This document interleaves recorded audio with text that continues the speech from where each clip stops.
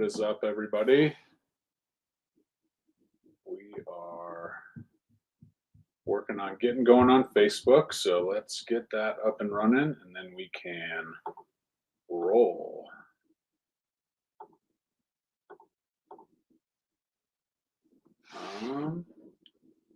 Perfect. Should be good there. All right. How's everybody doing tonight? Thanks so much for tuning in. We are just doing our thing over here, trying to get everything up and running. And we are going to talk about the 50-year mortgage tonight.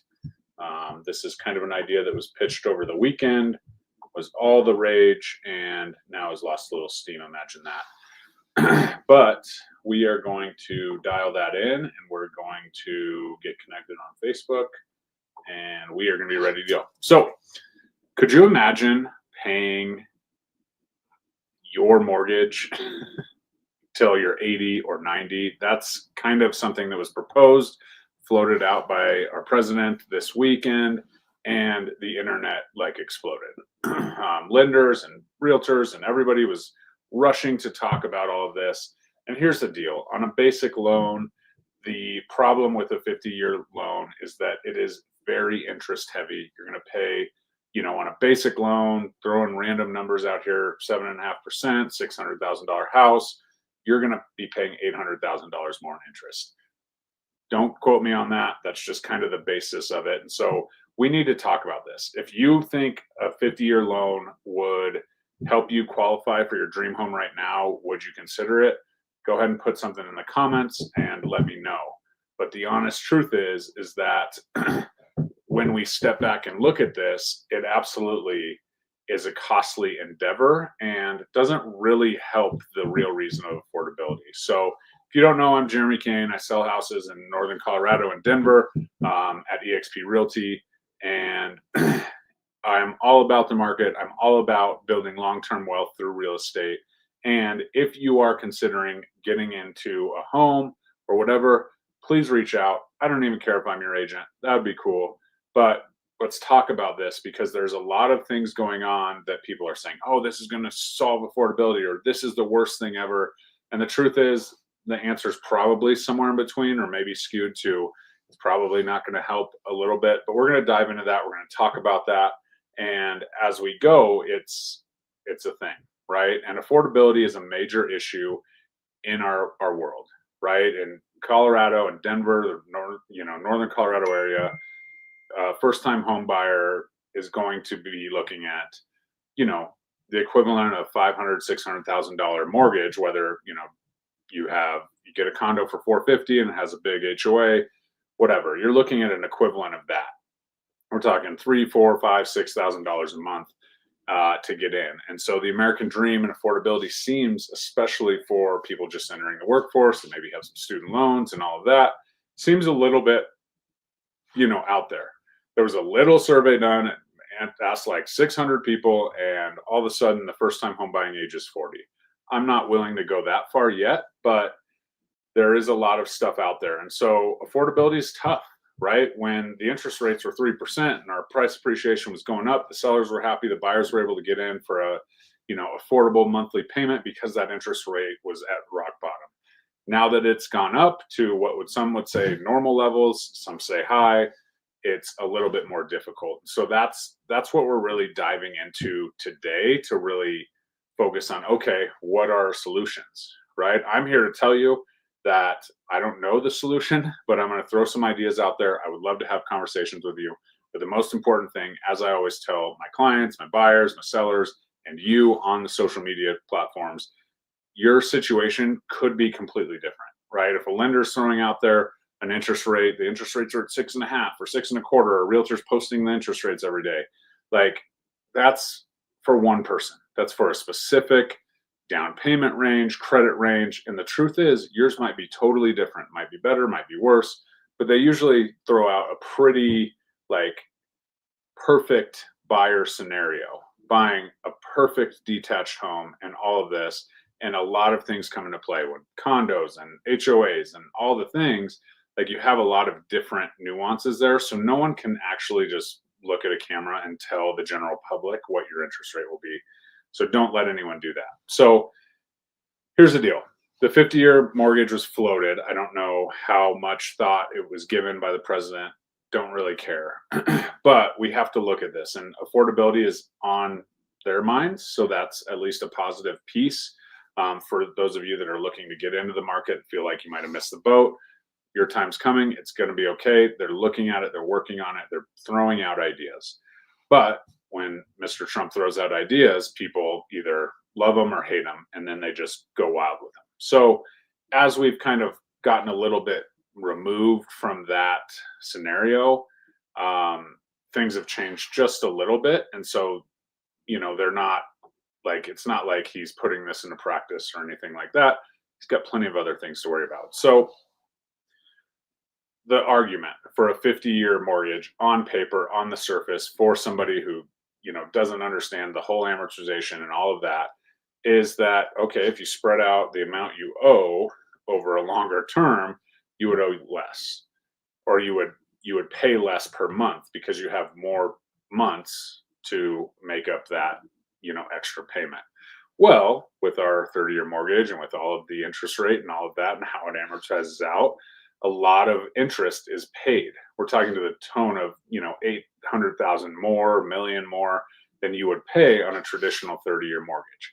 We're not talking about the fact that likely if a 50-year mortgage was rolled out, the interest rate would probably not be that prime rate, would not be identical to the 30-year mortgage, because no rates are different. You get a 15-year mortgage, you get a better rate, right? The risk is less on the investor. And so that's where things kind of melt down, right? But let's, for instance, pretend that the 50-year mortgage and the 30-year mortgage was going to have the same rate.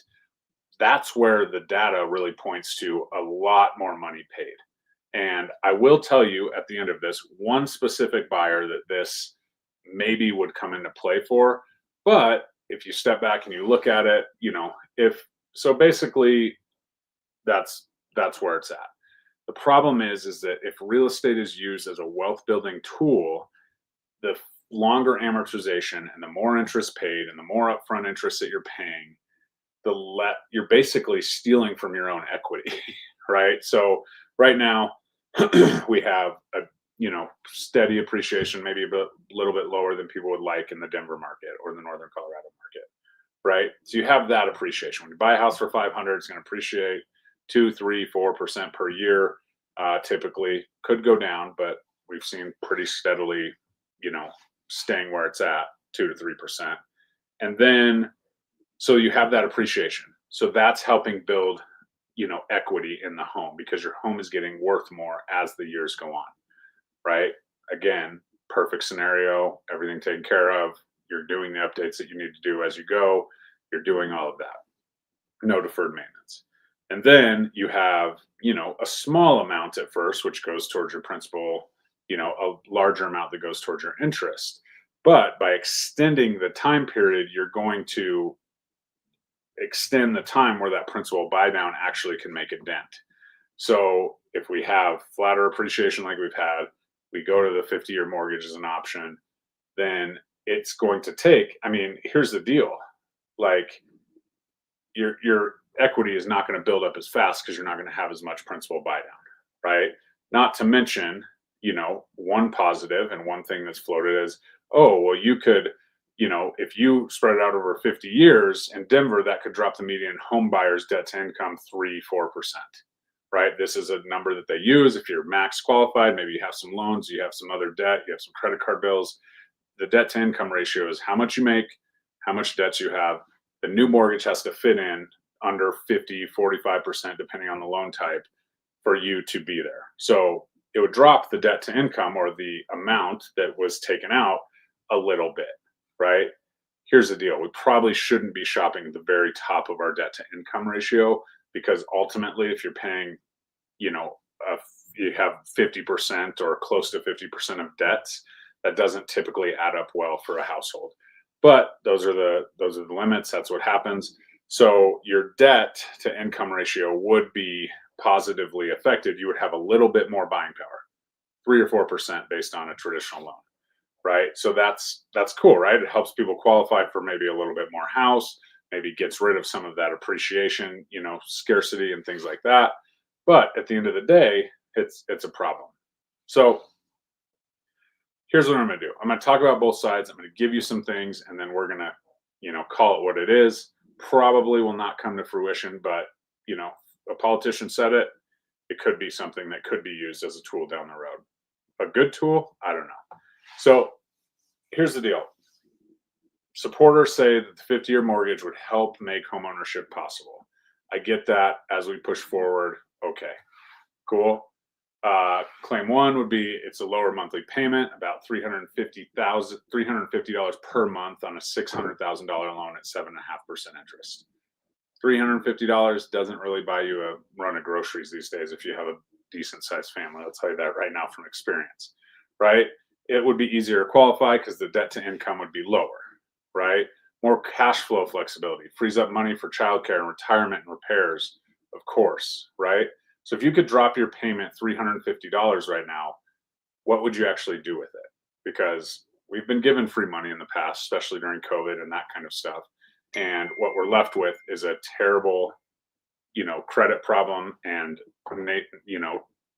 nationally low savings problem. Those two don't add up. We spend it, we're consumers, we blow it, whatever. So what would you do with $350 extra per month right here, right now, today? Put that down in the comments, and I'd love to chat further about that. So let's talk about the trade-off. What would it really cost, right? So this is where it gets concerning. All of that stuff sounds okay on paper, but when you look at the numbers, when you're talking about building wealth, when you're talking about doing all these things, we have to get a little bit more real. So for that same $600,000 loan with 7.5% interest over a 30-year mortgage, you pay $910,000 in interest. It's a lot of money. That's one of the worst documents that we have to look at closing is if you made every single payment on time, first day of the month, and you held the same loan for 30 years, which is not common, you would actually pay this much. It'd be $910,000 in interest plus the amount of money that you bought the home for. On a 50-year loan, it'd be $1.7 million in interest.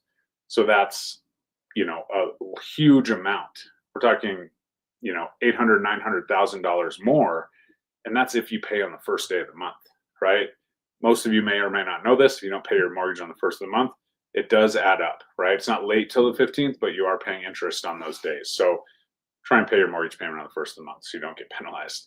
So that's a massive piece of information that we need to look at, right? So you pay 87% more interest, almost double, almost 100% more.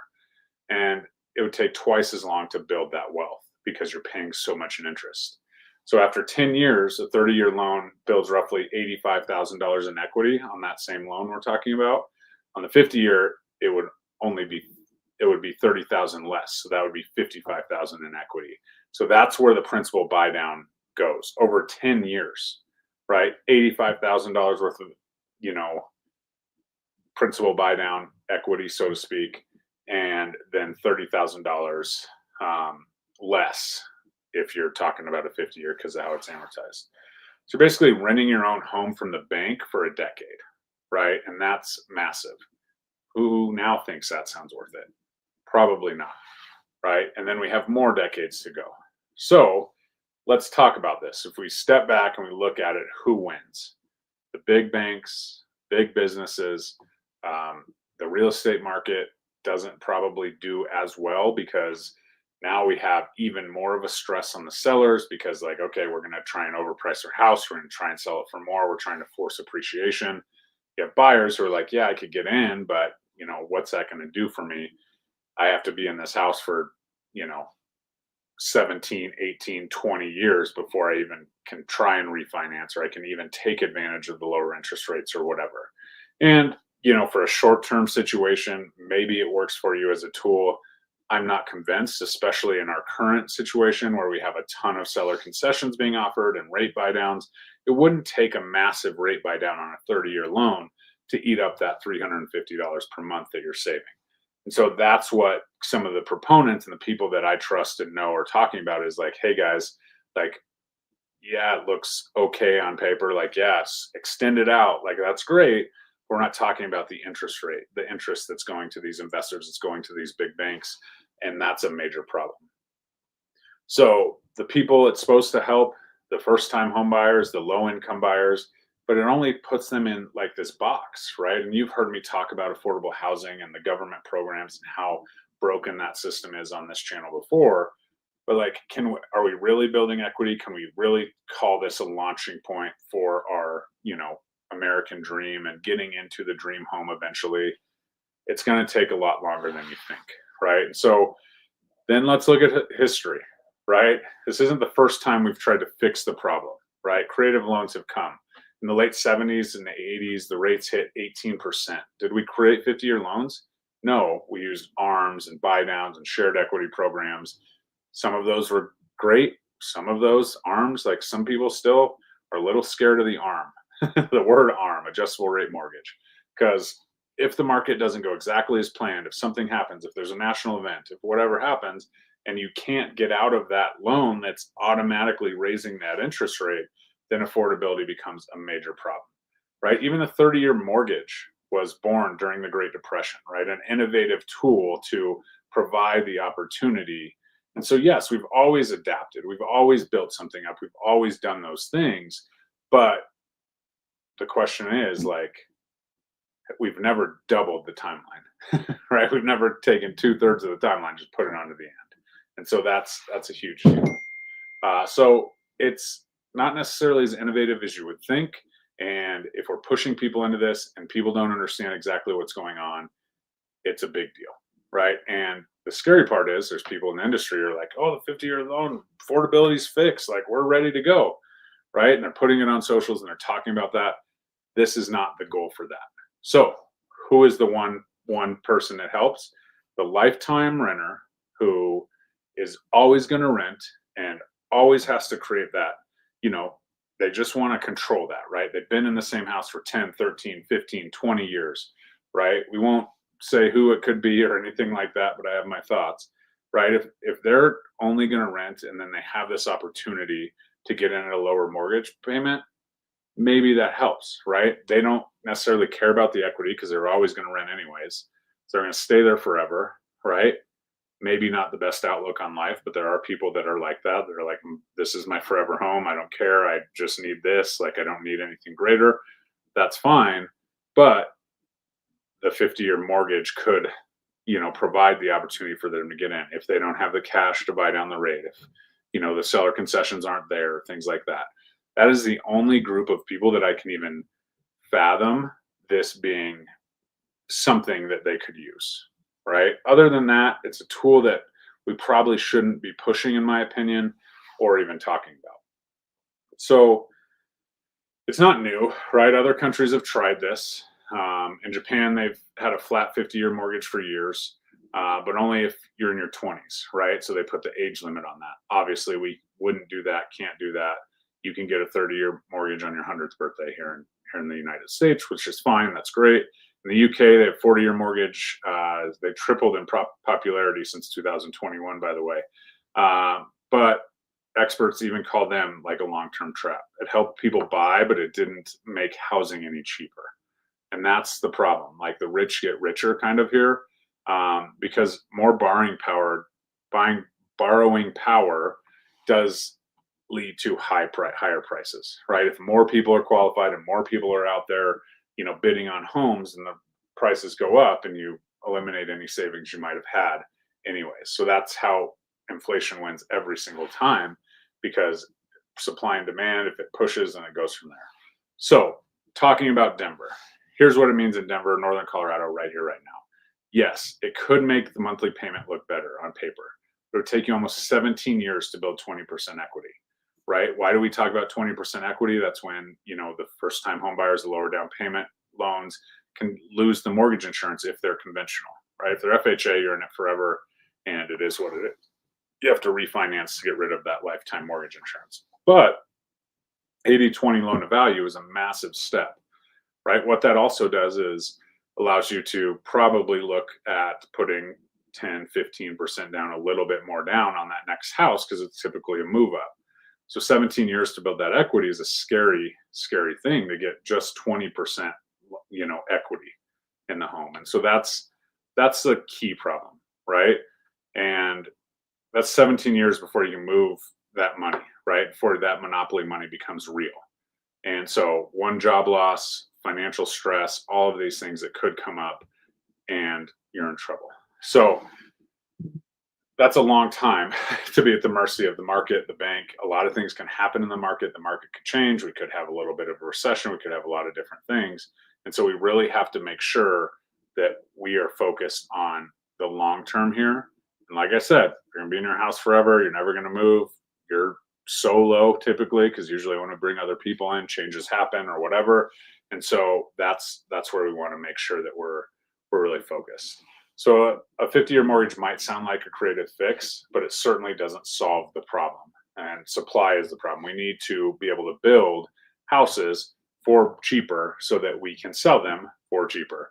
And that's something that, as you know, everything's more expensive.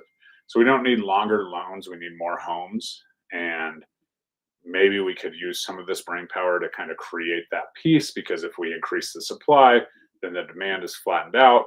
Now, is that great news for, homeowners and stuff like that?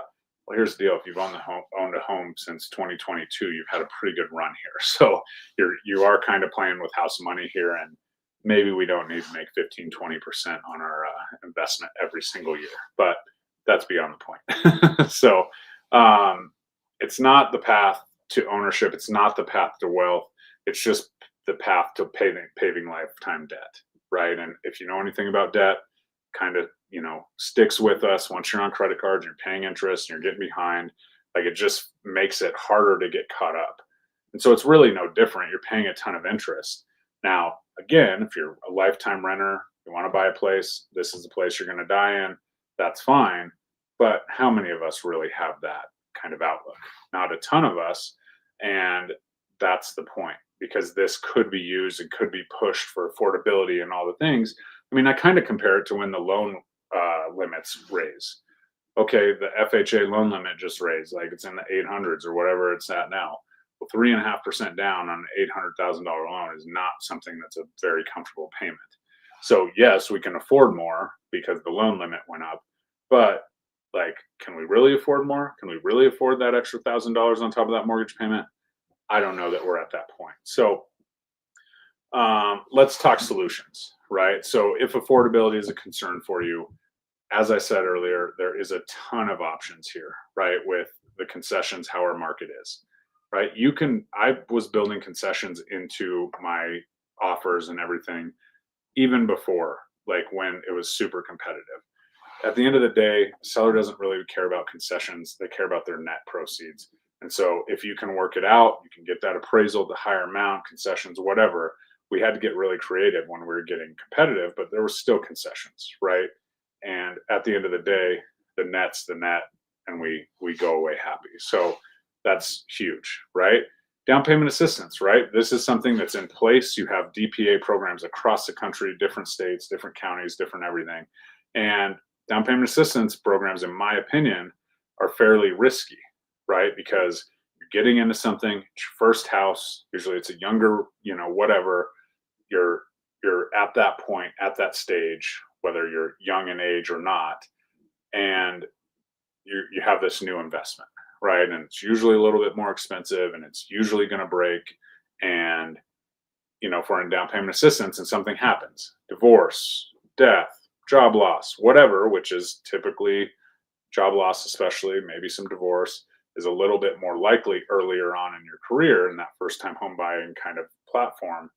And so if you're in a down payment assistance loan and you have to move, you have to relocate for a job, or you break up with your significant other or whatever, you're buying a house pretty much 100% leveraged, right? So the money you put in, for closing costs and whatever, that's gone. So you're technically underwater, before you even start, especially in a flatter appreciation market. Got away with this in the early 2000s and stuff when the appreciation was going up so quickly that, yeah, if we made a mistake, we could probably sell it within a year and at least break even with the fees and things like that, because we were appreciating so quickly. But now it's not necessarily the case. So that's one thing. If you do own a home, you have opportunities for HELOCs and things like that you can utilize that. Obviously, multi-generational living is a thing now. So these are all things that kind of we have put in to help with affordability. They fix the problem? No. We need more houses built for cheaper that are affordable. And, you know, that's a whole other issue. And I don't think the 50-year mortgage is the answer. So we can get creative without doubling your debt, especially right now with the market how it is and concessions and all of that. So before, if someone's talking to you about a 50-year mortgage, if it does come to fruition or 40 or whatever happens, like let's have a conversation. I don't care, whatever. I'm just here to help you and help you understand there are other options, right? Is this truly your only option, right? If you have to buy a house right now, for some people it will be. But what if we did XYZ over the next 6 months and go from there? So I'm here to tell you, I was looking at a loan estimate the other day, and one of my clients is going to pay like $500 a month in mortgage insurance because of that, right? And all the difference was from 713 to 720 credit score. So that little difference can make a massive change in your, mortgage insurance and all the other things that are added on, right? Because a 50-year mortgage with a low down payment is going to have mortgage insurance. It's probably going to be super expensive. So yes, on paper, if the interest rates were the same, which they won't be, like we're going to have other factors that come into play here that raise that mortgage payment, probably eat up that savings anyways. So if you're trying to figure it out and buy without getting buried, let's have a conversation. I specialize in building equity through real estate to help you make a plan. It might not be your dream home right out of the gate, but that's what it is. So affordability is a real crisis. We need to work on it. We need to have certain things to do. I just don't think a 50-year mortgage or an extended amortization schedule is something that should be the first step. So drop a comment if you feel, in any way, let's have a conversation. And then obviously call and text me. If you have a specific situation, like, hey, this 50-year mortgage, is this a thing? Yes, it's not a thing, first of all, right now, but it does come to fruition or anytime. Let's have a conversation. Let's make a plan, and let's make sure that you are setting yourself up for success, because at the end of the day, that's all I care about. Like, comment, subscribe, and we'll see you next time.